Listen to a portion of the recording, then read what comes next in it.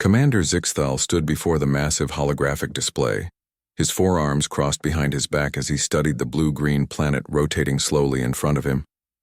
The third planet from a yellow star in what the inhabitants called the Milky Way galaxy seemed unremarkable at first glance.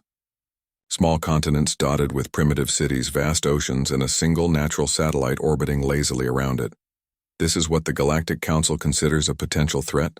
he asked, his voice carrying the natural authority of someone who had conquered 17 star systems. His second-in-command, Captain Veltara, approached with a datapad clutched in her three-fingered hands. "According to our intelligence reports, Commander, they call themselves humans. They've only recently developed basic space travel and haven't even established permanent colonies beyond their moon." Zixthal's mandibles clicked together in what his species considered laughter. "And the Council thinks these humans deserve our attention? We've been monitoring them for barely 50 of their years, and they're still fighting among themselves with primitive chemical explosives." The bridge of the Keth Moran dreadnought buzzed with quiet activity as junior officers went about their duties. Through the viewports, the massive fleet stretched out in perfect formation.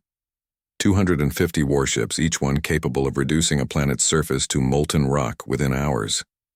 This was overkill for any civilization, let alone one that had barely learned to leave its atmospheric boundary. There was one interesting report. "Commander," Veltara said, scrolling through her data, "during their most recent global conflict, they developed and used atomic weapons. The destructive capability was significant for such a young species." "Atomic weapons," Zixthal mused, turning to face his bridge crew. "My clutch siblings were playing with atomic energy when they were barely past their molting phase. These humans think they're advanced because they can split atoms." The crew erupted in the chittering sounds that passed for laughter among the Keth Mora. Several officers shared knowing looks. They had all heard stories of primitive species who thought they were ready for galactic civilization just because they'd discovered nuclear fission. "What's their population, Captain?" Zixthal asked, settling into his command chair with practiced ease. "Approximately 8 billion individuals spread across their planet's surface. No significant orbital installations, no defensive satellites of any real capability. Their largest space vessel is roughly the size of our shuttlecraft." Zixthal activated his personal communication device and opened a channel to his fleet commanders. "Attention all ship captains. We are approaching the human homeworld for what should be a routine subjugation mission. This species has shown some promise in developing destructive technologies, but they remain decades behind even the most primitive civilizations we've encountered." Responses came flooding back through his earpiece. Captain Morden of the heavy cruiser Void Splitter expressed disappointment at being assigned to such a simple task. Commander Pixthane of the battle carrier Stormbringer actually requested permission to return to patrol duties in the Outer Rim, claiming this mission was beneath their capabilities. "I understand your concerns," Zixthal replied, "but the Council wants a show of force. We'll perform standard orbital bombardment of their major population centers, accept their inevitable surrender, and integrate them into our labor force. The entire operation should take no more than 6 standard cycles." Through the viewports, Earth grew larger as the fleet approached. Zixthal could make out the brown and green patches of continents, the swirling white patterns of weather systems. It looked so peaceful, so utterly defenseless. He'd seen dozens of worlds like this. One species that had developed just enough to be useful as workers, but not enough to pose any real challenge to the Keth Mora. "Empire, Commander," came the voice of his communications officer. "We're receiving multiple transmission signals from the planet's surface. They appear to be using primitive radio waves and something they call internet communications." "Let me hear some of these transmissions," Zixthal ordered. The bridge speakers crackled to life with a cacophony of voices speaking in dozens of different languages.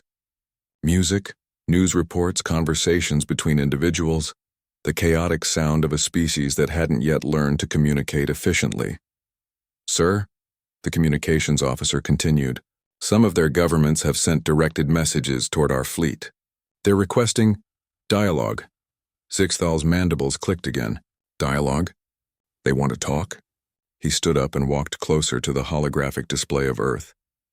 "Captain Veltara, in your experience, how many species have requested dialogue when faced with a superior military force?" "In my 20 years of service, Commander, I've seen it perhaps 3 times. Each time the species was trying to buy time to evacuate their leadership or prepare some desperate final defense. Exactly. Zixthal returned to his command chair. These humans are no different. They see our ships, they understand they're outmatched, and now they're hoping to negotiate their way out of complete destruction. It's actually quite predictable. He activated the fleet-wide communication system again. All units maintain standard approach patterns. Ignore any communication attempts from the planet's surface. We'll establish orbital superiority, then demand their unconditional surrender. Any ship or installation that shows the slightest hint of resistance is to be destroyed immediately. The massive dreadnought shuddered slightly as its engines made minor course corrections. Through the tactical display, Zixthal could see his fleet spreading out into attack formation, heavy battleships taking high orbital positions, cruisers and destroyers forming a blockade network, and carrier ships preparing to launch smaller attack craft for precision strikes. Time to orbital insertion? He asked. 14 standard time units, Commander, came the reply from navigation. Zixthal settled back in his chair and allowed himself a moment of satisfaction. This would be his 18th conquered system, adding another primitive world to the ever-expanding Kethmora Empire. The humans would provide excellent laborers. They seemed hardy enough, and their species appeared to reproduce at a reasonable rate. Sir, his sensor officer called out, we're detecting some unusual energy readings from the planet's surface. What kind of energy readings? It's difficult to classify, Commander. The signatures are unlike anything in our standard databases. They appear to be concentrated around several of their larger population centers. Zixthal waved one of his arms dismissively. Probably their power generation facilities going into some kind of emergency mode. Primitive species often overload their electrical systems when they panic. Continue our approach. As the fleet drew closer to Earth, none of the Kethmora officers could have imagined that their assumption about human weakness would prove to be the greatest tactical error in their empire's history. Deep beneath the Rocky Mountains, the massive blast doors of NORAD sealed shut with a sound like thunder. General Patricia Hayes stood in the command center, her eyes fixed on the wall of screens displaying radar signatures unlike anything she'd ever seen. 250 contacts, each one larger than a city. Approaching Earth in perfect military formation. Status report, she ordered. Her voice steady despite the magnitude of what they were facing. Colonel Martinez approached with a tablet in his hands. Ma'am, we've got confirmation from deep space monitoring stations. The fleet entered our solar system approximately 6 hours ago. Current approach speed puts them at Earth orbit in less than 14 hours. Hayes nodded grimly. For 60 years, humanity had wondered if they were alone in the universe. Now they had their answer, and it was arriving with enough firepower to turn Earth into an asteroid field. Communication attempts? She asked. We've been broadcasting on every frequency we can think of, replied Lieutenant Commander Sarah Chen from the communications station. Mathematical progressions, prime numbers, even music. They're not responding to anything. Across the room, Dr. James Okafor, the chief scientist from NASA's SETI program, was hunched over a computer terminal with 3 of his colleagues. They'd been analyzing the electromagnetic signatures from the approaching fleet since the first detection. General Hayes, Dr. Okafor called out. You need to see this. Hayes walked over to his station, where he'd compiled energy readings from the alien ships. What am I looking at, Doctor? These readings suggest technology far beyond our current capabilities. Their propulsion systems alone are generating more power than our largest nuclear plants. And see these weapon signatures? He pointed to a series of red indicators on his screen. Each of their larger vessels appears to be carrying enough destructive capability to level entire continents. The general felt a chill run down her spine, but her expression remained calm. Around the command center, dozens of military personnel worked frantically to prepare Earth's defenses. It was a pitiful effort compared to what was approaching, but they would do their duty. Ma'am, came a voice from the radar station. We're getting calls from world leaders. Everyone wants to know what the plan is. Hayes activated the secure communication system that connected her directly to the Pentagon, the White House, and military commanders around the globe. This is NORAD Command. All world leaders should be aware that we are facing an imminent extraterrestrial threat. The approaching fleet appears to be military in nature and has not responded to any communication attempts. The response was immediate and chaotic. President Morrison's voice came through clearly. General, what are our defensive capabilities against this kind of threat? Hayes looked around the command center at the faces of her officers. These were good people, trained military professionals who had dedicated their lives to protecting Earth. But they were facing an enemy with technology centuries ahead of their own. Mr. President, I'll be frank with you. Our conventional military assets won't be effective against this level of technology. However, we're not defenseless. Project Prometheus has been developing experimental weapons systems specifically for this scenario. In the depths of Area 51, Dr. Rebecca Santos was already suiting up in protective gear. Project Prometheus had been theoretical until 3 hours ago. Experimental weapons based on reverse-engineered technology from various crashed objects over the past decades. The project had always been considered a long shot, but now it represented humanity's only real hope. "How many units do we have operational?" she asked her team leader, Colonel Thompson. 12 orbital defense platforms, each equipped with particle beam weapons, 6 experimental fighter craft with advanced propulsion systems, and 3 ground-based installations with what we're calling quantum disruption cannons. Santos nodded as she sealed her helmet. "It's not much against a fleet that size, but maybe we can make them think twice about underestimating us." Meanwhile, in cities around the world, ordinary people were looking up at the sky with mixtures of fear and wonder. In Tokyo, millions of citizens had gathered in the streets, many of them holding hands and singing. In London, the Prime Minister was addressing Parliament, urging calm and unity in the face of the unknown. In São Paulo, families were huddled around television sets watching news reports that struggled to make sense of the situation.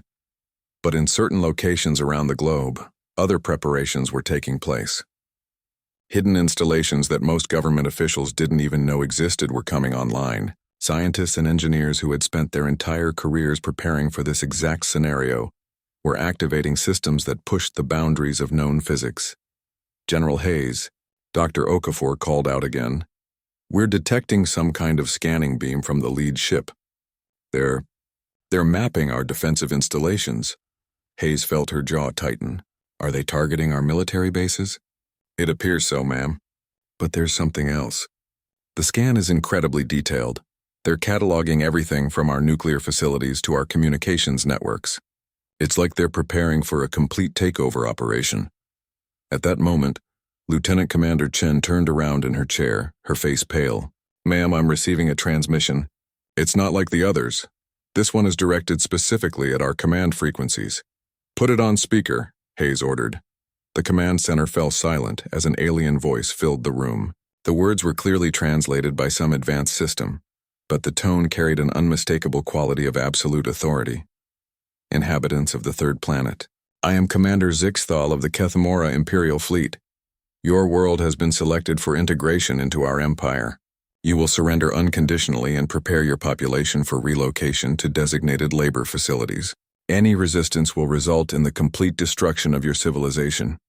The message repeated twice, then cut to silence. Hayes looked around the command center at her officers. Every face showed the same mixture of fear and determination. These aliens clearly expected humanity to simply give up without a fight. "Colonel Martinez," she said quietly, "activate all Prometheus systems. Dr. Santos, I hope your experimental weapons work better than their tests suggested." Through the secure communication system, she addressed military commanders on every continent. "This is NORAD command to all units. The alien fleet has delivered an ultimatum. They expect us to surrender without resistance. They clearly believe we're too primitive to pose any real threat." She paused, looking up at the screens showing the approaching fleet. "They're about to learn why that's a mistake. Humanity has never surrendered to bullies, whether they're from our own planet or across the galaxy. All units, prepare for Operation Last Stand. We're going to show these aliens what humans do when someone tries to take our home away from us." In the depths of space, Commander Zixthal was reviewing the scanning data from Earth's surface. Everything appeared exactly as expected. Primitive nuclear weapons, chemical-powered aircraft, and communication systems that were barely more advanced than smoke signals. "Captain Veltara," he said, "begin deployment of occupation forces. These humans should surrender within the next few hours once they realize the futility of resistance." Neither he nor his crew noticed the subtle energy buildups occurring at various points around the planet's surface, or the 12 objects that had just achieved orbit on the far side of Earth's moon. Dr. Rebecca Santos felt the familiar weight of her experimental flight suit as she climbed into the cockpit of Phoenix 1, humanity's most advanced fighter craft. Around her, 11 other pilots were performing the same ritual, each one knowing they were about to test technology that had never been used in actual combat. "Phoenix Squadron, this is Control," came the voice of Colonel Thompson through her headset. "All systems show green. Remember, these craft are operating on theoretical physics. The propulsion system will feel different from anything you've trained on." Santos ran through her pre-flight checklist one more time. The Phoenix fighters were humanity's attempt to level the playing field, crafts powered by contained fusion reactors and equipped with weapons that manipulated fundamental forces. They were also completely untested against real enemy targets. "Phoenix Leader to Control," she responded. "All pilots ready for launch. Are we cleared for combat protocols?" "Affirmative, Phoenix Leader. Intelligence indicates the alien fleet is beginning to deploy smaller attack craft. Your mission is to intercept and assess enemy capabilities." Through her canopy, Santos could see the stars wheeling slowly as the orbital platform rotated. Somewhere out there, beyond Earth's atmosphere, an alien armada was preparing to destroy everything she'd ever known. The thought should have terrified her, but instead she felt a strange calm settling over her mind. "All Phoenix units, this is Leader. Launch in 30 seconds. Remember your training, trust your equipment, and let's show these aliens that humanity doesn't go down without a fight." The launch was unlike anything she'd ever experienced.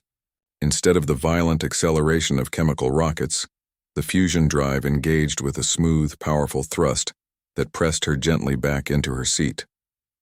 Within seconds, she was streaking through space at speeds that would have been impossible just months ago. Meanwhile, on Earth's surface, the 6 quantum disruption installations were coming online. Dr. Michael Chen stood in the control room of Installation Alpha, watching as massive amounts of energy built up in the underground accelerator rings. The technology was based on principles that most physicists still considered theoretical, the ability to create localized distortions in space-time itself. "Dr. Chen," called his assistant, "we're reading stable quantum cascade formation. The weapon is ready to fire." Chen looked at the targeting display showing the alien fleet in orbit above them. Each ship was massive, clearly designed for overwhelming firepower against defenseless targets. But the aliens had made one critical assumption. They believed humanity's technology was limited to what they could observe from space. "All installations, this is Alpha Control," he broadcast to the other 5 facilities. "Coordinate firing solutions with orbital defense platforms.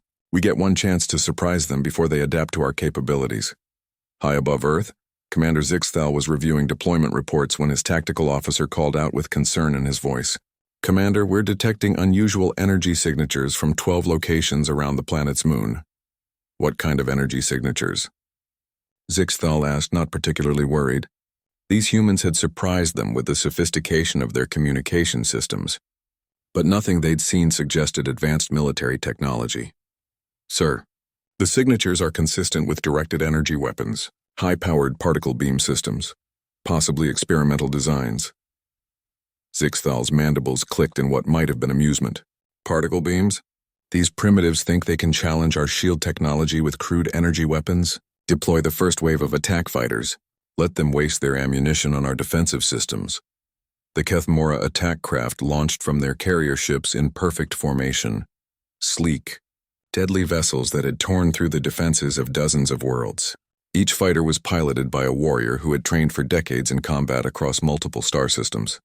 But as they approached Earth's orbital space, they encountered something unexpected. Santos engaged her targeting system as the first wave of alien fighters came into range.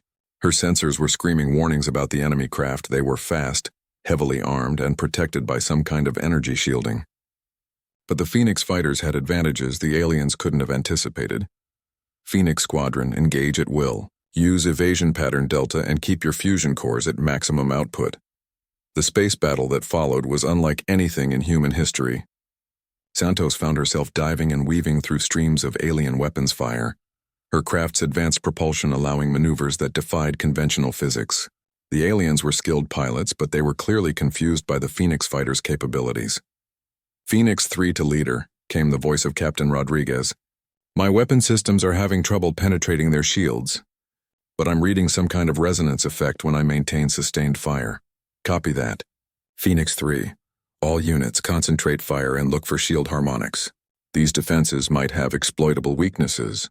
On the surface, Dr. Chen was monitoring the space battle through his installation sensors when he received confirmation from all 6 quantum disruption facilities. This is Alpha Control to all installations. We have firing solutions locked on the enemy command ships. Initiate quantum cascade in 3, 2, 1, fire. The effect was invisible to the naked eye, but devastating in its impact. 6 beams of distorted space-time lanced up from Earth's surface, each one targeted at a different section of the alien fleet. Where the beams struck, reality itself seemed to twist and buckle.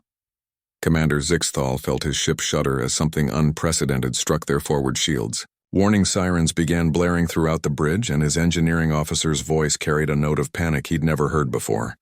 "Commander, we're experiencing massive system failures in sections 12 through 18. The humans have some kind of weapon that's interfering with our ship's structural integrity at the quantum level." Zixthal stared at his tactical display in disbelief. 3 of his heavy cruisers were showing critical damage from weapons that shouldn't have been able to scratch their paint. "That's impossible. These humans barely understand atomic energy." "Sir," his communications officer interrupted, "we're receiving reports from Fighter Wing Alpha. They're encountering unexpected resistance from human spacecraft. The enemy fighters are using propulsion and weapon systems that don't match our intelligence reports." For the first time since beginning this mission, Zixthal felt a flicker of uncertainty. "Show me the battle data from our fighters." The tactical display shifted to show the ongoing space battle, and what Zixthal saw made his confidence begin to crack. The human fighters were outmaneuvering his best pilots, using technology that appeared to be centuries more advanced than anything they should have possessed. "Captain Veltara," he said slowly, "send a priority message to the Galactic Council. Request immediate intelligence review on human technological capabilities. Something is very wrong with our assessments." Back on Earth, General Hayes was watching the battle through NORAD's tracking systems. The experimental weapons were performing better than anyone had dared hope, but she knew this was just the beginning. "Status report on all defensive systems," she ordered. "Quantum disruption installations are recharging for second salvo," reported Colonel Martinez.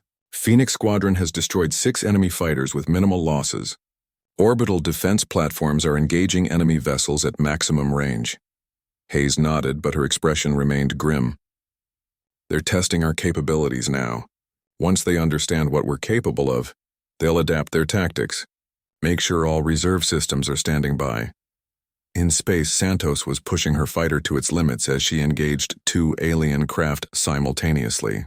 Her fusion-powered weapons were finally starting to penetrate their defenses, but she could see more enemy ships approaching from the main fleet. "Phoenix Leader to Control," she transmitted. "We're having some success, but the enemy is bringing up reinforcements. Request permission to engage their larger vessels." "Negative, Phoenix Leader. Fall back to defensive perimeter and prepare for the next wave. We need to pace ourselves for a long fight." As the Phoenix fighters regrouped, Commander Zixthal was coming to a disturbing realization. These humans weren't the primitive species his intelligence reports had described.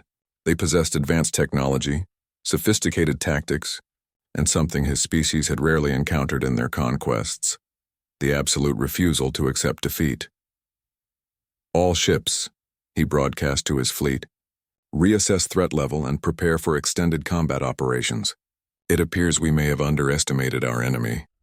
The second wave of alien fighters approached Earth with a different formation than the first. Commander Zixthal had learned from the initial engagement, and his pilots were now using more cautious tactics, advanced shield configurations, and heavier weapons. Dr. Santos could see the change immediately as Phoenix Squadron prepared for another intercept. "Control, this is Phoenix Leader. Enemy fighters are maintaining greater distances and using coordinated attack patterns. They've adapted to our capabilities faster than expected." "Understood, Phoenix Leader," came Colonel Thompson's voice. "Intelligence suggests they're probing for weaknesses in our defensive systems. New orders. Engage only when you have tactical advantage. We need to preserve our aircraft for the main assault." On the surface, Dr. Chen was reviewing the damage reports from the alien fleet when his sensors detected something troubling. "Control, this is Installation Alpha. The enemy is deploying some kind of countermeasure against our quantum disruption beams. They're generating interference fields around their larger ships. General Hayes felt her stomach tighten as she processed the incoming reports. The aliens were adapting to human technology with frightening speed. All stations report status of backup systems. We need to assume our current weapons will become less effective with each engagement. Deep in the Nevada desert, Dr. Amanda Foster was making final preparations on humanity's most desperate gamble. Project Looking Glass had been theoretical until 6 hours ago, an attempt to create weapons based on principles that existed at the very edge of known science. Dr. Foster called her assistant. Dr. Kim Nakamura, the exotic matter containment fields are stable. We're ready to attempt the first test firing. Foster looked at the massive device they'd been building for the past 3 years. It resembled no weapon ever created on Earth. A collection of rings and crystalline structures that manipulated forces most physicists believed were impossible to control. Are we certain about the calculations? She asked, knowing that a mistake could tear a hole in reality itself. As certain as we can be with theoretical physics, Nakamura replied. The weapon should create a localized space-time distortion that makes the target area cease to exist, Foster nodded grimly. Contact NORAD. Tell them Looking Glass is ready for deployment, but we need a clear firing solution on an isolated enemy vessel. We can't risk missing and hitting something we didn't intend to. In orbit above Earth, Captain Veltara was analyzing the latest battle data when she made a disturbing discovery. Commander, I've completed my review of the human weapon systems. Their technology appears to be based on scientific principles we abandoned centuries ago as too dangerous to implement. Zixthal looked up from his tactical planning. What do you mean, too dangerous? Sir, their quantum disruption weapons are creating instabilities in local space-time. Their fighter propulsion systems are using controlled fusion reactions that should theoretically be impossible to contain in such small vessels, and we're detecting energy buildups on their planet's surface that suggest they have weapons we haven't seen yet. The commander felt a chill that had nothing to do with the ship's life support systems. Are you suggesting these humans are using technologies that even advanced civilizations consider too risky? That appears to be the case, Commander. Most species develop safer, more stable alternatives to these approaches. The humans seem to have chosen raw power over safety considerations. Zixthal stood and walked to the bridge's main view screen, looking down at the blue-green planet that was proving far more dangerous than anyone had anticipated. Captain, send a message to the Council. Update our threat assessment to Level 7. Sir? Veltara's voice carried surprise. Level 7 is reserved for species that pose an existential threat to galactic civilization. I'm beginning to think that's exactly what we're dealing with. Back on Earth, the third wave of alien fighters was approaching, but this time they brought support. Heavy assault craft, each one the size of a human destroyer, were moving into Earth's orbital space. Their weapons were designed to bombard planetary surfaces, turning cities into craters within minutes. Santos pushed Phoenix 1 to maximum acceleration as she led her squadron in an intercept course. Phoenix Squadron priority targets are the heavy assault craft. They're moving into bombardment positions over major population centers. Phoenix 3 to leader, came Rodriguez's voice.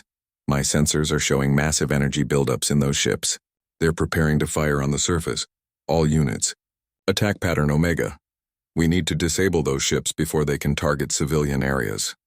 The Phoenix fighters streaked through space, their fusion-powered engines leaving brilliant trails of charged particles. But as they closed with the enemy assault craft, the aliens revealed another adaptation. Point defense systems specifically calibrated to target the human fighters. Phoenix leader, I'm taking heavy fire, called out Phoenix 7. They've got our energy signatures locked. Santos watched helplessly as Phoenix 7's craft was struck by multiple alien beams. The experimental fighter's shields held for a few seconds before collapsing, and the pilot was forced to eject in a desperate escape pod. Phoenix Squadron, break off attack, fall back to defensive perimeter. But as the human fighters retreated, the alien assault craft began their bombardment of Earth. Beams of coherent energy lanced down from orbit, striking military installations and communication centers. The aliens were methodically destroying humanity's ability to coordinate its defense. In the NORAD command center, General Hayes watched the tactical display with growing desperation. Red markers were appearing across the globe as alien weapons struck their targets. Damage reports from all sectors. Ma'am, Colonel Martinez replied. We're losing communication with military bases on every continent. The enemy is specifically targeting our command and control infrastructure. What about civilian casualties? Minimal so far. The aliens appear to be avoiding population centers, focusing on military and industrial targets. Hayes realized what the aliens were doing. They were systematically dismantling humanity's ability to fight back while preserving the population, for whatever purpose they had in mind. It was the tactic of a species that had conquered many worlds. Contact Dr. Foster immediately. Tell her we need Looking Glass operational now. In Nevada, Dr. Foster was making final adjustments to the exotic matter containment system when the call came through. Dr. Foster, this is General Hayes. We need your weapon online immediately. The aliens are beginning systematic bombardment. General, we need at least another hour for final calibrations. If we fire this weapon without proper preparation, we could create a space-time anomaly that— Doctor, Hayes interrupted, in 1 hour, there may not be enough of our defense network left to matter. Can you target one of their assault craft? Foster looked at the massive device surrounding her, knowing that humanity's survival might depend on technology that existed at the very edge of possibility. We can try, General, but I need a firing solution on an isolated target at least 50 kilometers from any other vessels. You'll have it. Stand by for targeting data. High above Earth, Commander Zixthal was reviewing the bombardment results when his sensor officer called out with alarm in his voice. Commander, we're detecting a massive energy buildup on the planet's surface. It's unlike anything we've seen from the humans so far. Show me the location. The tactical display zoomed in on the Nevada desert, where energy readings were climbing to levels that should have been impossible for a planetary-based weapon system. Sir? Veltara said quietly. Those energy levels are consistent with weapons that manipulate fundamental forces of the universe. If the humans have developed that kind of technology, Zixthal felt his confidence crumble entirely. All ships implement maximum defensive protocols.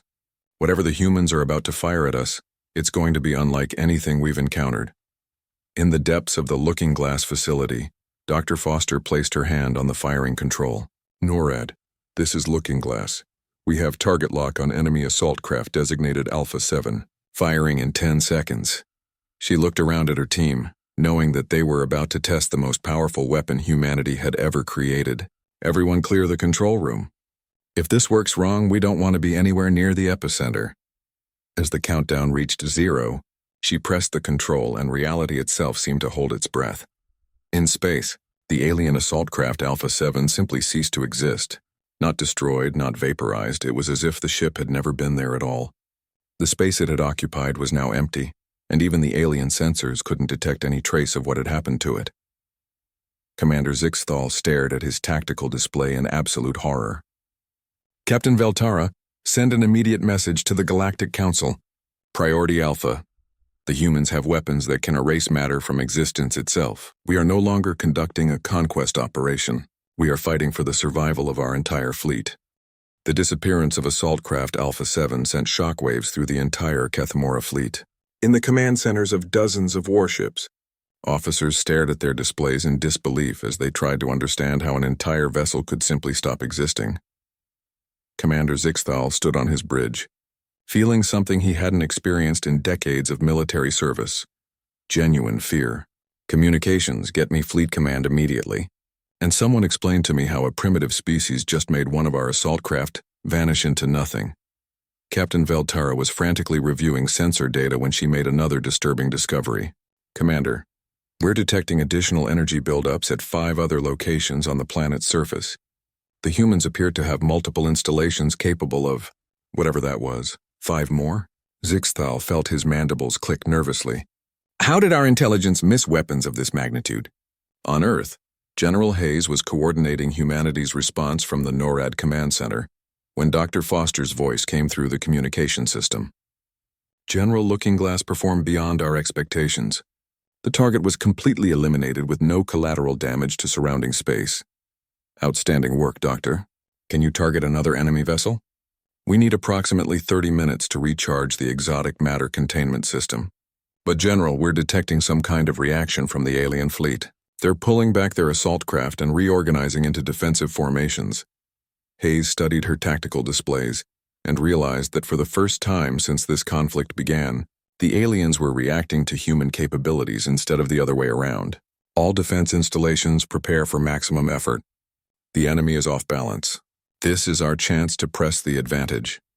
In space, Dr. Santos was leading Phoenix Squadron on patrol when her sensors detected the enemy fleet's new formation. Control, this is Phoenix Leader. The alien ships are clustering together and raising some kind of enhanced shielding. They're acting like they expect us to attack them. Phoenix Leader, you're cleared for reconnaissance in force. Test their new defensive posture, but don't take unnecessary risks. Santos led her fighters toward the alien formation, and what she saw surprised her. The massive warships that had approached Earth with such confidence were now grouped together like frightened animals. Their weapons pointed outward in all directions. Phoenix Squadron, form up for attack run beta. Let's see how committed they are to this defensive strategy. As the Phoenix fighters approached, the alien response was immediate and overwhelming. Dozens of enemy vessels opened fire simultaneously, filling space with energy beams, plasma bolts, and guided missiles. But their coordination was sloppy, and Santos noticed something crucial. Phoenix Squadron, they're firing at maximum range with no target discrimination. They're afraid to let us get close. The human fighters used their superior maneuverability to weave through the barrage, and Santos realized that the aliens' fear was making them tactically predictable. All units execute harassment pattern Charlie. Keep them focused on us while the surface installations prepare their next shots. Meanwhile, deep beneath the Pacific Ocean, another of humanity's secret weapons was coming online. Installation Poseidon had been built into an underwater mountain, its exotic matter reactors drawing power from geothermal vents. Dr. Sarah Kim was overseeing the final preparations for what her team called the reality anchor weapon. Dr. Kim called her engineering chief. We've achieved stable exotic matter saturation. The weapon is ready to fire. Kim looked at her targeting display, which showed the alien fleet's new defensive formation. NORAD, this is Poseidon. We have a clear shot at their command cluster. Request permission to engage. Poseidon, this is General Hayes. You are cleared to fire at will. Show them what happens when they threaten our home. The reality anchor weapon fired a beam that existed in dimensions beyond normal space. To observers, it appeared as a distortion in the fabric of space itself, bending light and matter around it as it traveled toward the alien fleet. Commander Zixthal was reviewing casualty reports when his reality seemed to twist around him. The beam struck his flagship shields and began unraveling the very structure of spacetime in a localized area. Emergency sirens wailed as sections of his ship began experiencing temporal distortions. Engineering, he shouted into his communication device. What's happening to my ship? Commander, the humans have fired some kind of dimensional weapon. Our shields are holding, but they're creating spacetime anomalies throughout the ship. Time is moving at different rates in different sections. Zixthal realized with growing horror that these humans weren't just advanced. They were wielding forces that could tear apart the basic structure of reality. All ships retreat to maximum safe distance. Maintain defensive positions but do not engage human forces directly. On Earth, the success of the reality anchor weapon had an unexpected effect. Around the globe, civilian populations who had been watching the battle through news broadcasts began to realize that humanity was not only fighting back, they were winning. In London, Prime Minister Catherine Walsh addressed Parliament with newfound confidence. The enemy came to our world expecting easy conquest. They are learning that humanity does not yield to threats no matter how powerful the source. In Tokyo, millions of people gathered in the streets, no longer in fear, but in celebration. The giant screens that had been showing the approach of the alien fleet now displayed images of enemy ships retreating from Earth's orbital space. In New York, President Morrison held an emergency press conference. My fellow Americans and citizens of the world, I can now confirm that our defensive forces have successfully repelled the initial alien assault. Our scientists and military personnel have demonstrated that human ingenuity and determination are more than a match for any threat from the stars. But in the NORAD command center, General Hayes maintained her focus on the tactical situation. Status report on all installations. How long before we can fire again? Looking Glass will be ready in 20 minutes, reported Colonel Martinez. Poseidon needs 40 minutes for reactor reset. The quantum disruption installations are ready for sustained fire. Hayes nodded, but she knew the battle was far from over. What's the status of the alien fleet? Ma'am, they've retreated to high orbit and appear to be waiting for reinforcements. Intelligence suggests they've called for additional ships. Dr. Foster's voice came through the communication system from the Looking Glass facility. General, we've been analyzing the enemy's reaction to our weapons. Their technology is advanced, but it's based on conventional physics. They've never encountered weapons that manipulate fundamental forces the way ours do. Are you saying we have a technological advantage? Hayes asked. In some ways, yes.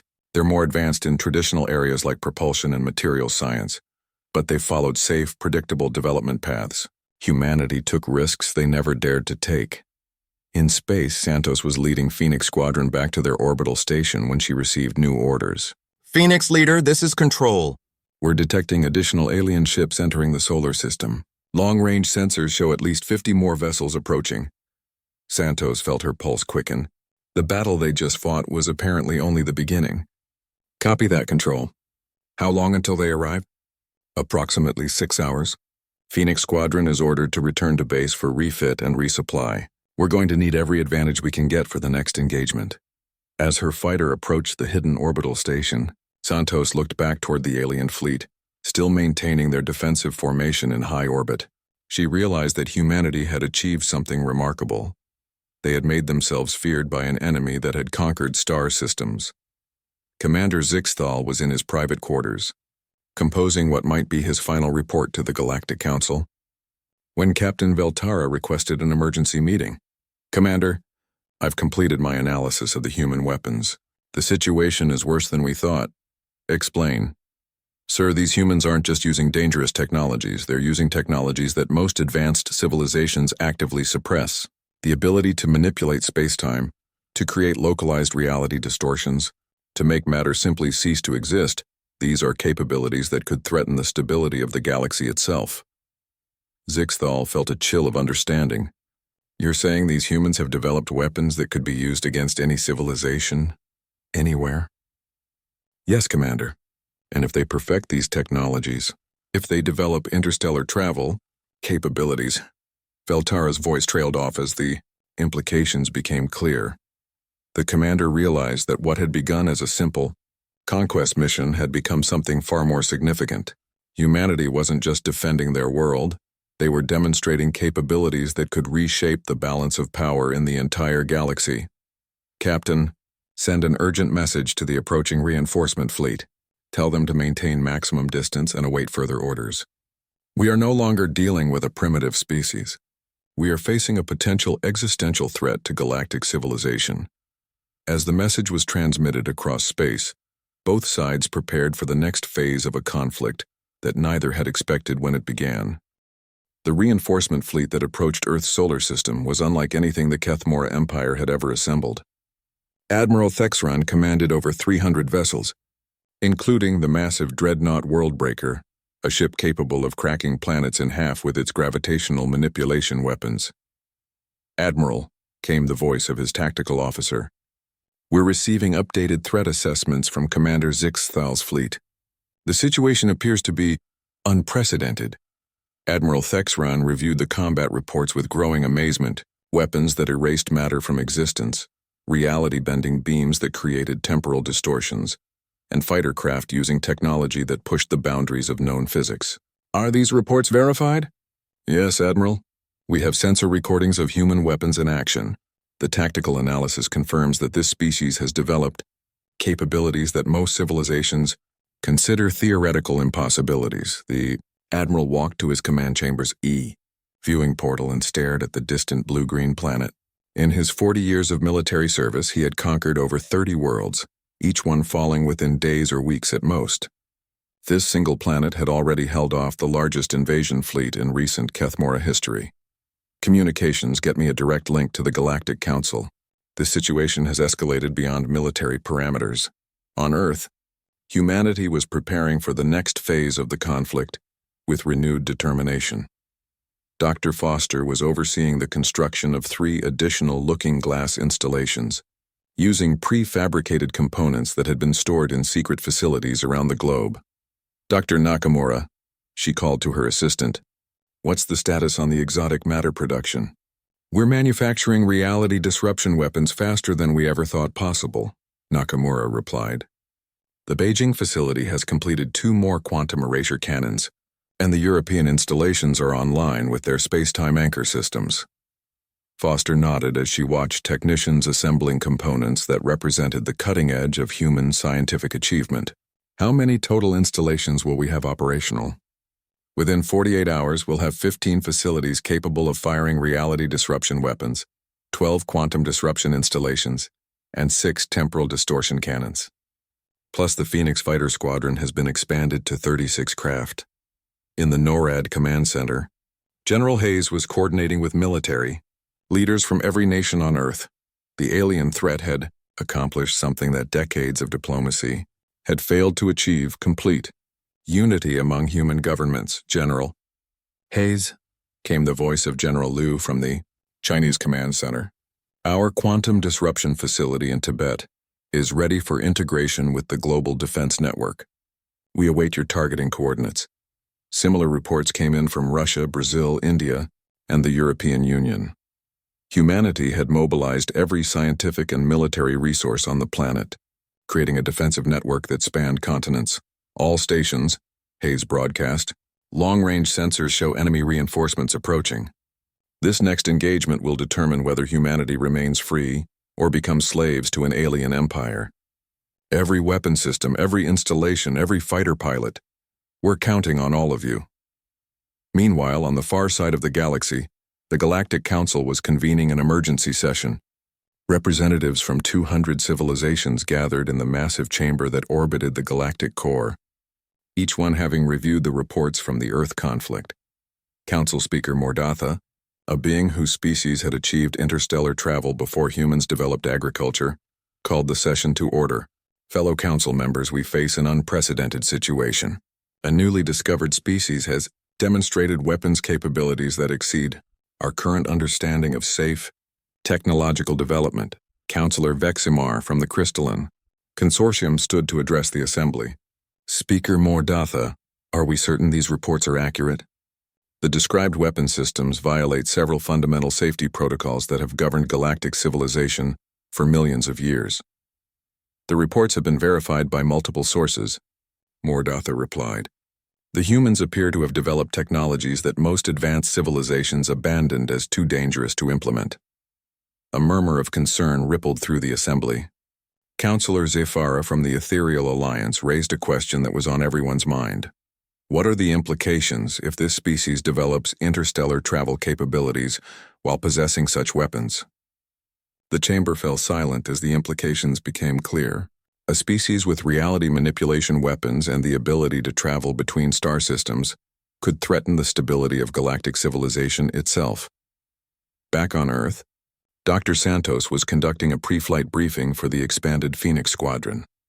The hangar bay now housed 36 of humanity's most advanced fighters, each one equipped with upgraded fusion reactors and exotic matter weapons. Pilots, she began. Intelligence reports indicate the incoming alien fleet is 3 times larger than the first one. They're bringing heavier ships, more advanced weapons, and they know what to expect from our capabilities. Captain Rodriguez raised his hand. Commander, what's our mission profile for this engagement? We're not just defending Earth anymore, Santos replied. Command wants us to take the fight to them. We're going to demonstrate that humanity doesn't just defend. We attack when threatened. The pilots around her represented the best of human courage and skill, each one knowing they were about to engage an enemy with superior numbers and centuries of combat experience.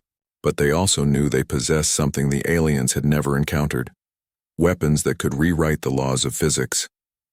Remember, Santos continued, our fighters can do things their ships can't. We can manipulate space-time for tactical advantage, create localized gravity wells, and if necessary, use quantum tunneling to appear inside their defensive formations. In space, Admiral Thexran was receiving troubling reports from his advanced scouts. Admiral, the human defensive network has expanded significantly since the first engagement. We're detecting at least 20 installations capable of firing exotic weapons. 20 installations? The Admiral felt his confidence wavering. How many ships did we lose in the initial attack?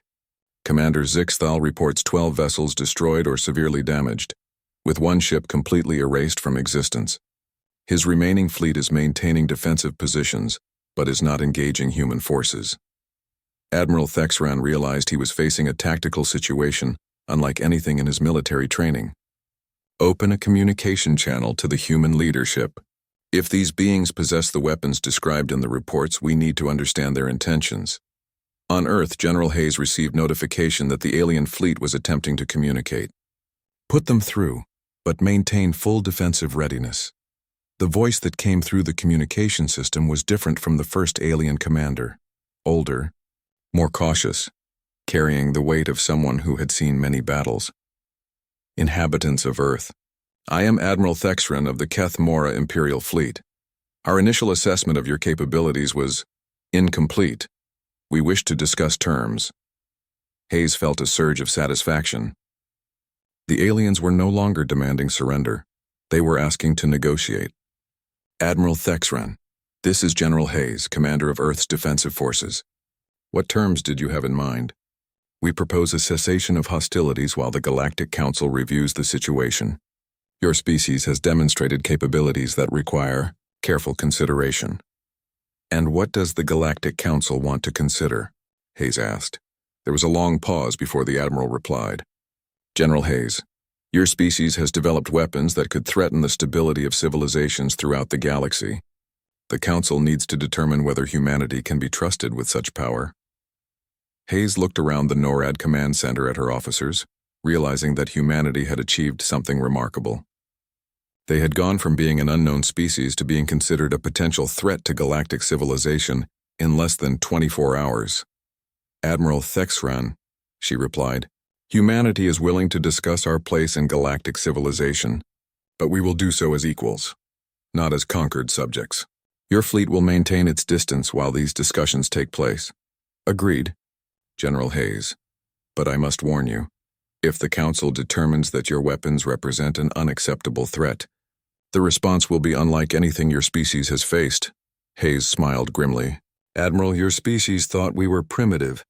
Your empire sent a conquest fleet expecting easy victory. Now you're negotiating with us as equals and warning us about galactic responses.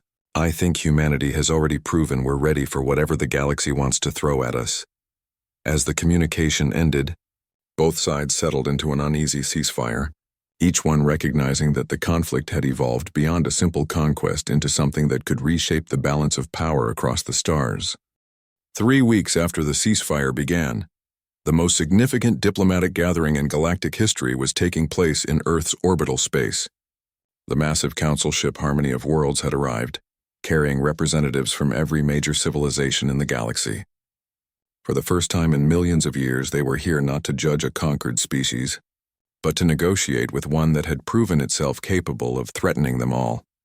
General Hayes stood in the newly constructed orbital conference facility, watching through the viewports as ships from dozens of different civilizations maintained careful distances from each other and from Earth. Some looked like graceful works of art, others resembled functional industrial constructs, and a few defied easy description. General, came the voice of Dr. Foster through her earpiece. All defensive installations remain on standby alert. If these negotiations go badly, we're ready to demonstrate our full capabilities. Hayes nodded, knowing that 15 reality disruption weapons were currently targeting various points in the alien formation. Humanity would negotiate from a position of strength. The conference chamber itself was a marvel of hastily constructed human engineering. Built in just 2 weeks using advanced manufacturing techniques developed for the war effort, it could accommodate beings with wildly different environmental requirements. The human delegation sat at one end of the curved table, while representatives from 200 galactic civilizations arranged themselves, according to protocols that had been established over millions of years. Council. Speaker Mordatha opened the session with formal words that had rarely been spoken to a newly discovered species. Representatives of humanity, we gather here not as conquerors and conquered, but as beings seeking to understand how your species fits into the greater galactic community. President Morrison, flanked by General Hayes and Dr. Foster, responded carefully. Speaker Mordatha, humanity appreciates the Council's willingness to engage in dialogue. We seek only to protect our world and our people while finding our place among the stars. Councillor Veximar from the Crystalline Consortium was more direct. The technologies your species has developed violate safety protocols that have governed galactic civilization for eons. Weapons that manipulate fundamental forces, that can erase matter from existence, that bend space-time itself. These are capabilities that could destabilize entire sectors of the galaxy. Dr. Foster leaned forward, her voice calm but firm. Counselor Veximar, humanity developed these technologies because we were faced with extinction. When your empire sent a conquest fleet to our world, we used every scientific capability at our disposal to defend ourselves. Admiral Thexran, representing the Kethmora Empire, spoke with obvious discomfort. Dr. Foster, our intelligence indicated your species was centuries away from such capabilities. How did humanity develop weapons that surpass our own technology? Because we were willing to take risks you weren't, Foster replied. Your civilizations developed along safe, predictable paths. Humanity chose to explore dangerous possibilities because we knew that survival sometimes requires pushing beyond what others consider reasonable limits, Counselor. Zephyra from the Ethereal Alliance raised a concern that had been troubling many of the assembled representatives. What assurance can humanity provide that these weapons will not be used aggressively against other worlds? General Hayes stood to address the assembly. Counselors, in the 3 weeks since your fleet approached our world, humanity has not fired a single weapon except in direct defense of our planet. We have maintained defensive positions while your fleets gathered around us. We could have attempted to destroy your ships, but we chose negotiation over aggression. However, she continued, her voice carrying the weight of absolute conviction, let there be no misunderstanding. If any civilization threatens Earth or human colonies, we will respond with every weapon at our disposal. The safety of our species is not negotiable. A murmur ran through the assembly as the representatives processed the implications of her words. Counselor Dexthran from the Mechanical Collective posed the question that was central to the entire gathering. What does humanity want from galactic civilization? President Morrison stood to respond. We want what every species wants, the freedom to grow, to explore, to develop our potential without interference. We want to learn from other civilizations and to contribute our own knowledge and capabilities to the galactic community. But, he added, we will do so as equals, not as subjects. Humanity will not submit to any authority that seeks to control our development or limit our sovereignty. Speaker Mordatha consulted with several other council members before responding. Humanity's capabilities present the council with an unprecedented situation. Your weapons technology, while developed for defensive purposes, represents a potential threat that cannot be ignored. Dr. Foster activated a holographic display that showed data from humanity's weapons tests. Speaker Mordatha, these technologies were not developed in secret or with malicious intent. We're prepared to share our research with civilizations that approach us as allies rather than conquerors. The offer sent another ripple of conversation through the assembly. Counselor Plexandra from the Biosynthetic Union leaned forward with interest. You would share technology that grants such power? With civilizations that prove they can be trusted with it, Foster replied. Humanity believes that scientific knowledge should benefit all intelligent species, but only those who demonstrate peaceful intentions and responsible development. Admiral Thexran spoke with obvious frustration. The Kethmora Empire has maintained order in this sector of the galaxy for thousands of years. We approached your world as we approach all newly discovered species, with the intention of bringing you into our protective sphere. General Hayes fixed him with a steady gaze. Admiral, you approached our world with a conquest fleet and demanded our unconditional surrender. That's not protection, that's subjugation. Humanity has no interest in being anyone's subjects. But, she continued, we're willing to work with the Kethmora Empire as equals. Your species has much to offer in terms of experience and knowledge, just as humanity can contribute our own unique capabilities. The negotiations continued for several more hours, with representatives from various civilizations expressing concerns, making offers, and attempting to understand how humanity would fit into the established galactic order. Finally, Speaker Mordatha called for a recess to allow the council to deliberate. As the alien representatives withdrew to their various ships, the human delegation remained in the conference chamber. How do you think it's going? President Morrison asked. Better than I expected, Hayes replied. They're taking us seriously. 3 weeks ago, they saw us as a primitive species to be conquered. Now they're negotiating with us as potential equals.